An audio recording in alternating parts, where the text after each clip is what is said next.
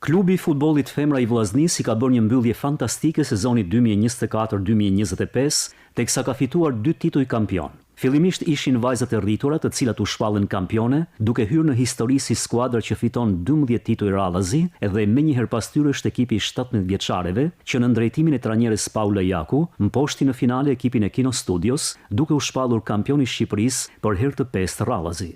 Referuar ndeshjes finale të luajtur në Tiranë, drejtuesit e Vllaznisë kanë pretendime serioze për gjykimin, sepse pas avantazhit të kuqe-bluve 1-0, me golin e shënuar nga kapitenja Hasaj, janë ndëshkuar me një penalti flagrante të paqen që fiksoi barazimin 1-1 të kohës së rregullt. Por jo vetëm kaq, sepse gjyqtarja e takimit, Disela Lekgegaj, nxori 3 karton të kuq në dëm të Vllaznisë. Megjithatë, Vllaznia gjeti forcat që në gjuajtjen e penaltive me ndihmën edhe të portieres Sambra Rishiti, që priti 2 penalti, të jetë më saktë duke realizuar 5 të tilla ndaj 4 të Kino Studios e duke u shpallur kampione e Shqipërisë. Një sukses ky që padyshim ka brenda punën profesionale të trajneres Paula Jaku. Unë kisha shumë besim te vajza, ne bëmë një lojë shumë mirë pavarësisht të pjesa e rezultatit që u një loja.